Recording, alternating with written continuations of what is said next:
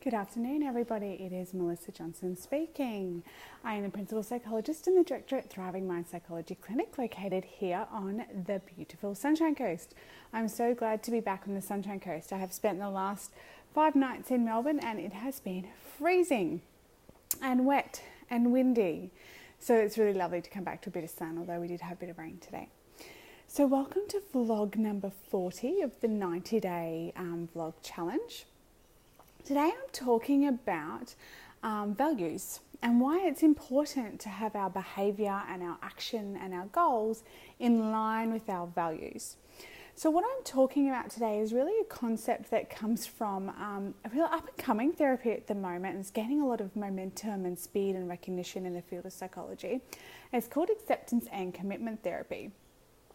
And it's really becoming quite popular, and it's becoming probably one of the higher used therapies in addition to probably cognitive behavioural therapy.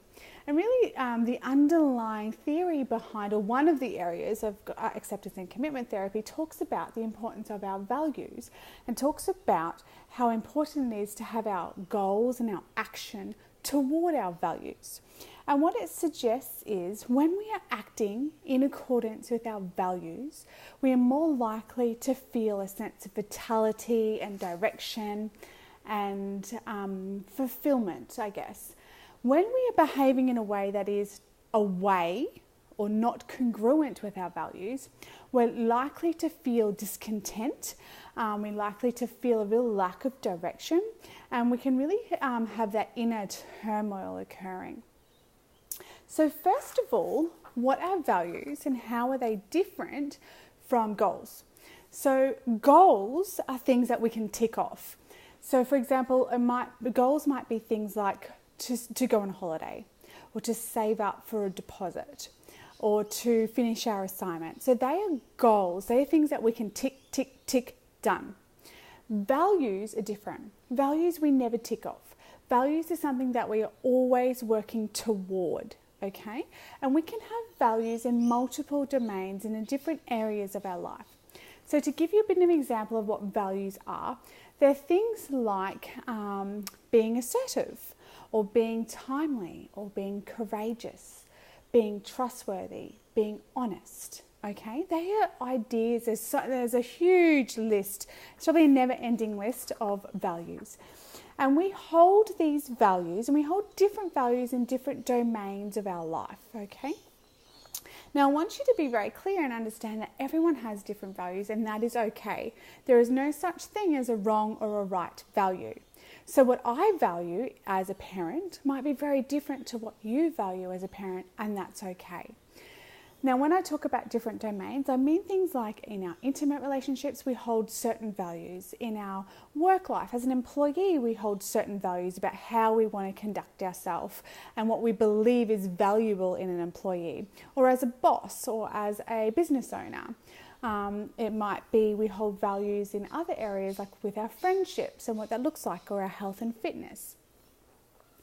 So I really encourage you to have a think about what your values are in all of these domains.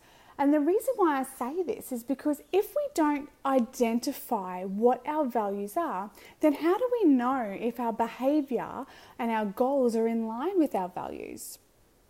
And in the comment section below, I'm actually going to post, there's a 2-page document that's come from Russ Harris, who's a bit of a guru in the field of acceptance and commitment therapy. And he has a whole range of acceptance and commitment therapy handouts that he makes available online. And I will post 2 pages, and it's a whole list, 2 pages worth of values, just to give you an idea of some values that you might hold, just to sort of spark your imagination. They're not all going to suit you, and that's completely okay. It's just more about finding that might help you identify your values in those different domains.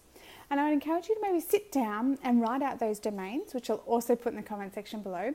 So there might be things like relationships, your intimate relationships, your social relationships, your family relationships. It might be in your parenting. It might be in your work or education. It might be in your health or fitness and personal development. And try and identify a few, 2 or 3 or more, as many as you like, values that you hold in each of those domains. And what you'll find is some of those domains will be quite consistent. You'll have values that repeat themselves over and over, and that's really good. That's fine. It means that they're obviously very strong value for you. And you'll also notice that there's some domains that are much more important for you at this phase of your life than other domains. So if you are a parent, then perhaps your parenting domain of values is going to be more important to you at the moment than when you didn't have children, and that's okay too. It's completely fine to have some areas and some values more important to you than others. The most important thing is to then identify, is my behavior and my goals and my action actually in line with these values in whatever area they are?